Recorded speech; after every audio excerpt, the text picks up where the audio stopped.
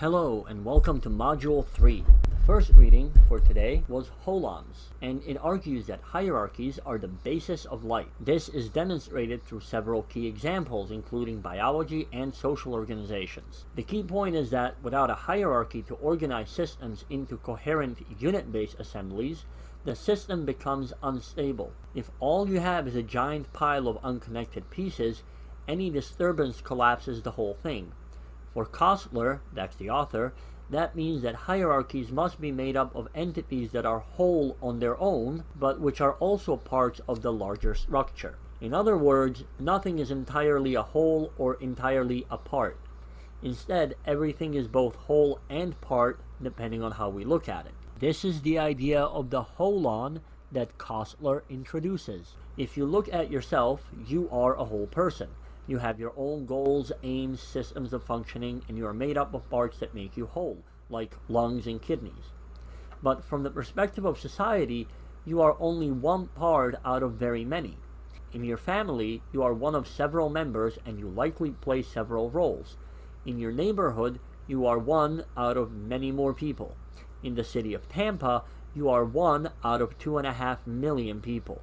In the school, you are 1 out of 10,000, etc. You play a number of parts in a series of systems, all of which are themselves parts of an even greater whole, namely your society or culture. Each of these roles you play has a series of rules of conduct, communication, of functions to carry out, and must be able to function fairly independently. Otherwise, you would have to run all your decisions past a higher up, and at about 35,000 decisions a day, that would take forever. This is the way in which you are whole. You are able to act autonomously. That means that each of these roles you have must have a set of fixed values by which it operates, and flexible strategies to use to realize those values in a contextually complex and dynamic world. For example, you know that you have to eat, but what you eat and when you eat is up to you. Although it is up to you for what you eat, there are social restrictions on what is and isn't allowed. So even though you may be very hungry, you cannot cannibalize your neighbor for lunch. Therefore, even though it is a part of a larger whole, each part is, in fact, acting as a whole unto itself. Each of these wholes, however, must also be integrated as a part of the larger structure. That is, it must play its part in the hierarchy. While you're making most of these 35,000 decisions a day on your own, there are certain situations where you are required to get the green light from the next level up of the hierarchy. For example, as a kid, you were allowed to your own, but play would have involved going over to a friend's house next door. You were required to notify your superiors, usually your parents, and to get their permission, and this ensures that no part of the hierarchy goes rogue. Two properties of holons that Koestler notes are self-assertiveness and integration.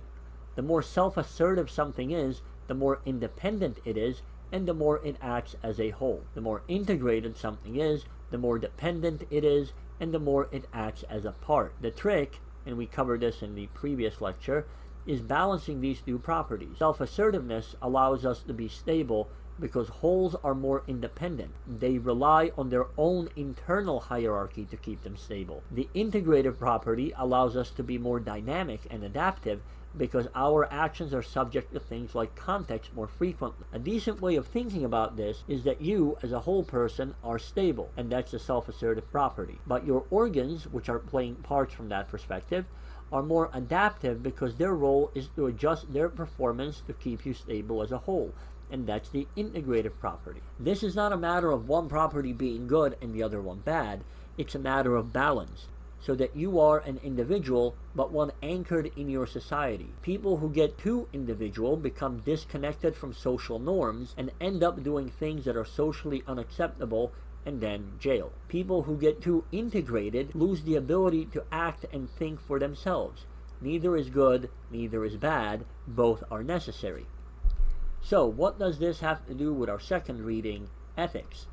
A lot. All systems of values are metaphysical, which means that ethics are a metaphysical system. Now, the first thing to note is that we tend to mix up ethics and law a lot, because the law is supposed to be about justice, and justice is a point of ethics, we assume that the two are the same. But that's not quite right. Law, by definition, can only deal with external acts, and that's because that's the only thing we have any access to. Ethics, on the other hand, is much more focused on issues of intent. But intent is not something that we can physically see, and that difference is critical. For example, desiring to sexually assault someone is legally irrelevant. What matters is if you actually attempted to assault them. Ethically, desiring to sexually assault somebody is bad, but it cannot be prosecuted because 1, you haven't done anything, and 2, we can't see inside your head. You can also think of this difference as the difference between concern with the material world, that's the law,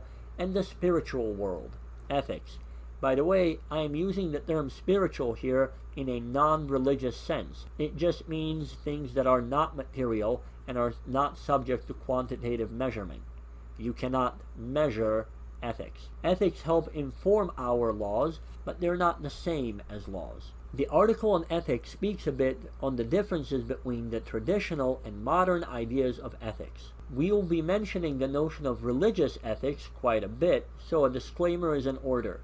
When we speak of religious ethics, we are not assuming that they're true.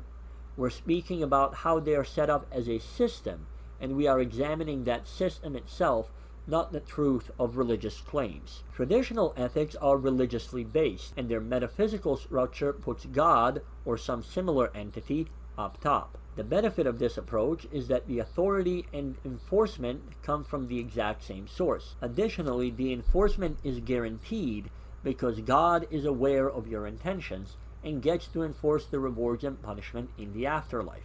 This is important because it means that what traditionally matters is truth. You can't cheat God because he has access to your intentions as well as your external acts. This, by the way, is true even for religions that don't have a concrete God figure. Modern ethics, on the other hand, do not have the possibility of authority, at least not in the sense of something that is higher than a human being. The enforcement methods of modern ethics are found only in this life, since there is no afterlife. And the result is that what matters is appearance, not the truth. If you're evil but appear to be good, you get the social benefit of being a good person. If you're good but you appear evil because someone has set you up or something similar, you get the social punishment of a bad person. Because we can only have enforcement of actions, what you need is to appear to be doing good, which can be faked by tricking people. Further, traditional ethics are set up so that they can be universal. This is because they have an authority they appeal to, and that authority is supposed to function universally. That means that from a traditional position, we can offer an objective critique of people's behavior and characterize it as good or bad. Modern ethics lacks the authority part, which means that the modern ethics is entirely in my head and cannot be anything other than that, even theoretically. So when I speak of modern ethics, all I am expressing is my personal opinion about a personal preference. And from the outside, that preference is on the same level as my preference of ice cream flavor. You can critique my preference of ice cream flavor, but that's not really the same thing as passing moral judgment. In terms of worldly application by law, however, traditional and modern ethics are fairly close. Traditional ethics, even though it is based on an appeal to divine authority, is limited when it comes to legal enforcement in the same way that modern ethics is limited. This is because the legal side of both is carried out by humans who, unlike God, don't have the ability to see intent. As a result, both sides focus on action and generally ignore the intent. That means that religious law and secular law have equal chances of being tricked because humans are running it. Now, we should understand how we moved from traditional to modern ethics. In the 1600s, John Locke, an English thinker, philosopher, and a political theorist, was faced with a problem. Societies that tried to force their populations to believe in one religion or another had been causing wars throughout Europe for about 200 years. Just as importantly, these same forced beliefs had led to government crackdowns, torture, and execution of citizens who did not follow that mandated faith. About 100 years earlier, King Henry VIII split off from the Catholic Church and made Catholicism illegal in England, which had essentially led to a civil war. So the question was, how does a religious society structure its political system to avoid this kind of self-destructive behavior?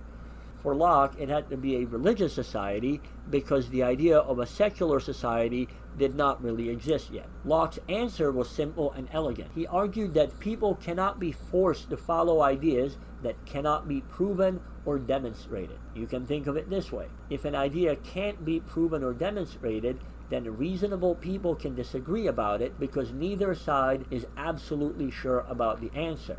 And so you can have two very honest and earnest people disagreeing about which religion is correct. Because there is no definitive proof about which religion is correct, we cannot rationally force people to follow one religion or another, or no religion at all. And so, Locke concludes, we have to be tolerant towards all religious positions because we cannot determine which one is correct. This is a very neat move by Locke because it allows for difference of religion and does so rationally. At the same time, it recognizes that we can force people to follow ideas that can be proven. For example, if you walk into a store and buy a $1 drink and pay with a $10 bill, you expect $9 in change. The clerk can't give you back $5 and say that he believes that 10 minus 1 is 5. If they do, you call the police and file charges against the clerk for trying to rob you. We can do this because we can demonstrate the truth of mathematics. This means that we can force people to follow the rules of mathematics and punish them if they don't. The problem, which Locke didn't seem to realize, is that this very nice system completely destroys the idea of ethics. We cannot demonstrate that any ethical claim is wrong.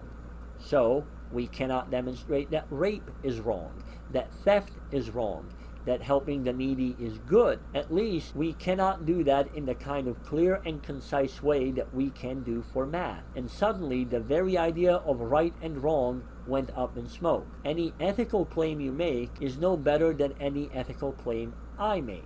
And that means that Nazis are as good as Jesus. People often get confused about this, so I'll demonstrate the problem in a bit of detail. Traditionally, the argument went something like this.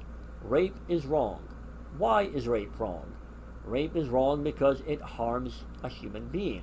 Why is that wrong? Because God said so. And that was an appeal to authority because you couldn't question God. But with modern ethics, things went sideways. And so that same conversation goes something like this. Rape is wrong. Why is rape wrong? Because it harms the victim. But why is it wrong to harm people? Because it causes them to suffer. Why is it wrong to make people suffer? Because you wouldn't want others to make you suffer. But what if other people can't make me suffer? And all of a sudden we're out of counter-arguments. The argument always devolves to a threat that the wrong thing might happen to you. But if you can act with impunity, that is, without the fear of getting caught or of punishment for the crime, then there is no more reason why the act would be wrong. The rape is wrong claim becomes something like it's wrong to rape unless you can get away with it. And suddenly we're not talking about ethics anymore, we're talking about not getting caught. And this is essentially the opposite of what we were trying to do. If you're wondering about who might actually be able to get away with such a crime, the answer is a lot of people. Take a look at the number of unsolved murders in the US, at the number of robberies that actually get solved, at the number of drug dealers and producers operating, and how few are in jail. Dr. Mengele, the Nazi doctor who performed the cruelest experiments on children in concentration camps, managed to get away and died of old age in Brazil. So that the idea that you shouldn't do certain things because it could happen to you is just a very weak argument. This is essentially where things stand now. We have spent about 400 years trying to work our way out of this problem with no success. We have a number of modern, secular ethical theories, but there is no way to work out which one is right, or if any of them are right, because their claims cannot be demonstrated. For example, deontic ethic focuses on absolute rules, intention, and universal application regardless of outcome. Utilitarians, on the other hand, say that intention and universal application are irrelevant, and the only thing that matters is the happiness of the greatest number of people. We have no way to decide which of these positions is correct, or if they're both wrong. This is a good demonstration of the idea that there are infinite interpretations of data. Both sides are looking at the exact same data, but draw contradictory conclusions. This is why, in metaphysics, we say that the top of the hierarchy, the GHE, must be an assumed value. It cannot be demonstrated. Now that we have a deeper understanding of ethics and how we went from traditional to modern ethics, let's examine why this is such an important topic. Ethics are a critical part of any functioning society. Ethics are about establishing order and stability in society. They allow us to know with a high degree of certainty how to behave and the consequences of our actions. Without order and stability, we get chaos. And chaos rips society to shreds and leaves us in a place where we don't know how to act because we can't understand what the consequences of our actions will be. Ethics provide us with a solid, unchangeable set of core values that guide all of our decisions and actions. This is part of the metaphysical notion of God we covered in the last video. Again, notice that it doesn't matter whether you have a religious idea of God or a Jungian version, that being your highest moral value. Every society needs these kinds of core values to be a society. You can't just change the whole idea of who you are and what you should do at random. Ethics then uses these fixed values to develop flexible strategies for how we interpret decisions and actions in different contexts. This allows societies to be dynamic and to adapt to the changing context without collapsing.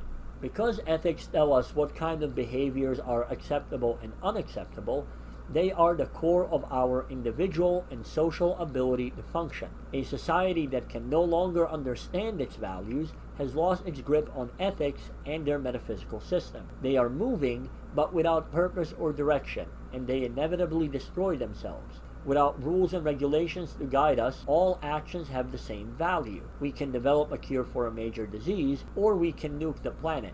Neither option is any better than the other, unless you have some kind of a value structure to evaluate these options through. Let's take a look at a way of mapping out ethical structures. Here is the visual I gave you in the reading. At the bottom, you have the ethical core. These are limited, unchangeable core values that serve as the basis of all of our ethical claims. From here, we use extrapolation, implication, and other tools to develop additional rules from the initial core. For example, if one of our core values is that human life is sacred, then the implication is that whatever is necessary to sustain human life must also be sacred, because without it, we die, and that is contrary to the sacred nature of human life. These implications are a living entity. What I mean by that is that they are constantly developing, growing, expanding, and dying. Part of their growth comes from our historical experiences as well. Sometimes ideas that seem good on paper turn out to be very impractical in practice, and so we have to give them up. Sometimes ideas we have turn out to contradict other ideas we hold, and we only find this out after a prolonged attempt at application. So we have to get rid of one or the other. On top of the living implications, our society negotiates the application of these ideas based on our own context. This step is all about how we make decisions and act as a society. What we actually think is valuable is what gets the most support and what we elevate above other ideas. We demonstrate our support and commitment to ideas by how much we promote them. The higher the pillars, the more important the idea. Notice that the ability of these pillars to remain standing depends on the support they get from the living implications below. If that branch or tree dies off, the support for the negotiated values disappears and it must collapse. We can say that the American practice of slavery suffered this kind of collapse. No society just gets rid of an institution and then tries to justify getting rid of it. The first thing that happens is that the ethical support for an institution is destroyed, and then that institution collapses. Finally, on top of the pillars, we have the social structures or institutions that embody these concepts in practice. It's one thing to talk about supporting justice, it's a whole different thing to make sure that you have a strong justice system that reflects the values it is founded on. You'll also notice that the social structures have different final positions. These come from the negotiated values and reflect the fact that different elements of society are at different hierarchical relations with each other. If you flip this image upside down, you get the pyramid structure, which is the basic hierarchy of values in metaphysics. If we look back on metaphysics, Structura, and Koestler's idea of hierarchy, and holons, you can see that the ethics structure is just a different form of visualization of the exact same principles. The core is the GHE, which is the highest moral value, or the top of Koestler's hierarchy. This is an assumed descriptive factor. This tells us that rape is wrong. When you have a value at the core, you don't need to justify it any further. Next, we have the living implications, which are the GHE to HE relation, which is the implications of the highest value for what it takes to act right if you believe in the system. This is Koestler's tree structure, relating the top of the hierarchy to the next level of elements. This is another descriptive claim, but this time it is not assumed, but derived from the GHE. The navigated values are the HE, which is the normative claim for how we should direct our actions, if we want them to align with the implications of proper belief, which came from the previous section. These are the different nodes in Koestler's hierarchy. Finally, the social structures are the vision of a world provided by the system. If done right, they give you the positive kind of the world you were hoping for, and if done wrong, it all falls apart. This is the HE to GHE relation, and it is a normative one. The top two levels are theory, which are ideas about how the world is and how we should understand it and so forth. This is the descriptive half of the Structura. The bottom levels are practice, because they require us to take the theory and act on it. This is the normative part of the Structura. The living values can also be informed by the practical outcomes of ideas. That is, you have an idea, try it out, and if you find out that it was a bad idea, those results go back and affect the way we understand that part of the theory. Obviously, just reaching the social structure does not mean that the hierarchies stop.